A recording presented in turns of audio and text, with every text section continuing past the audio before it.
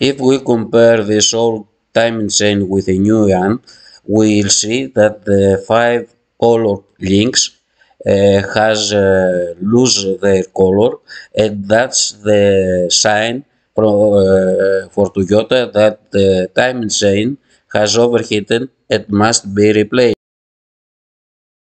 And if we also compare the lengths of the two timing chain, we'll see the difference which coming from the stressed old timing chain.